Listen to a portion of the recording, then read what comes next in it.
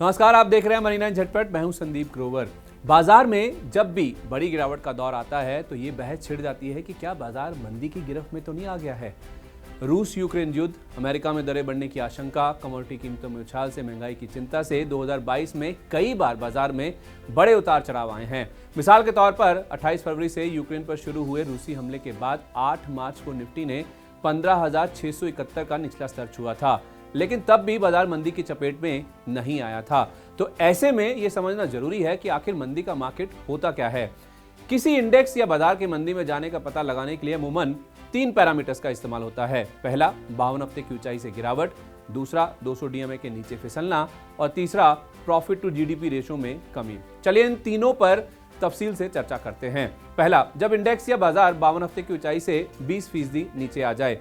अब आप रूस यूक्रेन युद्ध की ही बात कर लीजिए। उस समय आप देखें तो जो गिरावट हुई थी, 8 मार्च को निफ्टी ने 15,671 का निचला स्तर छुआ था। जो 52 हफ्ते की ऊंचाई है, हम सब जानते हैं कि 18,604 की है। तो हाई से जो गिरावट हुई थी वो करीब 16.25% के आसपास की थी। लेकिन अभी हमने समझा कि जब इंडेक्स 20% नीचे गिरता है तभी वो मंदी के मार्केट में जाता है। तो उस हिसाब से ये 20% का स्तर क्या होगा। 18,604 से अगर आप 20% का स्तर कैलकुलेट करेंगे तो वो 14,883 के आसपास बैठता है। यानी 14,900 के नीचे जाने पर ही निफ्टी बियर जोन या तो फिर मंदी में माना जाएगा। तो ये तो हुआ पहला मापदंड। दूसरे मापदंड की बात करते हैं, जब इंडेक्स या बाजार अपने 200 डीएमए के नीचे फिसल जाए। निफ्टी की 200 डीएमए से दूरी कितनी है, पहले उसको समझ लेते हैं। अगर आप मौजूदा स्तर पर देखें तो निफ्टी 17,200 के आसपास बंद हुआ है। 200 डीएमए का स्तर ज्यादा दूर नहीं है, 17,206 के आसपास ही है और 200 डीएमए से दूरी महज 5-5.5 अंकों के आसपास की है। तो पहले जरा ये समझ लेते हैं कि आखिर ये 200 डीएमए होता क्या है। मूविंग एवरेज शेयर बाजार में मोमेंटम देखने और ट्रेंड्स कंफर्म करने का अच्छा तरीका है। Moving average simple technical analysis tool होता है जो कि लगातार अपडेटेड एवरेज प्राइस को तैयार कर कीमतों के आंकड़े को सरल बना देता है। ये 5 दिन, 10 दिन, 50 दिन, 100 दिन, 200 दिन के जैसे किसी भी निश्चित समय के लिए होता है। मूविंग एवरेज का सबसे आम इस्तेमाल किसी ट्रेंड की दिशा पहचानने और सपोर्ट एवं रेजिस्टेंस लेवल का पता लगाने में होता है।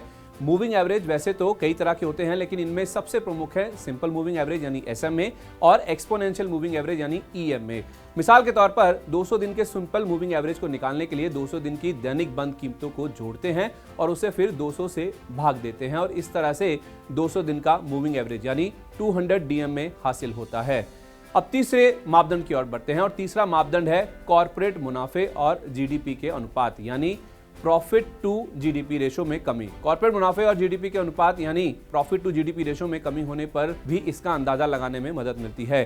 2008 के लेमन संकट और 2020 की कोविड महामारी के बाद प्रॉफिट टू जीडीपी रेशो में कमी इसका स्पष्ट उदाहरण है।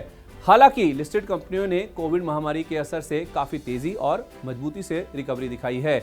वित्त वर्ष 2020 में 1.8% के 2 दशक के निचले स्तर से FY21 में लिस्टेड कंपनियों का प्रॉफिट टू जीडीपी रेशो 3% यानी 8 साल की ऊंचाई पर और FY22 के पहले 9 महीनों में 3.7% पर पहुंच गया। मोतीलाल ओसवाल के मुताबिक FY10 में कॉर्पोरेट सेक्टर की profit to GDP ratio recover होकर 9.2% होने से पहले FY09 में 8.7% तक फिसल गई थी।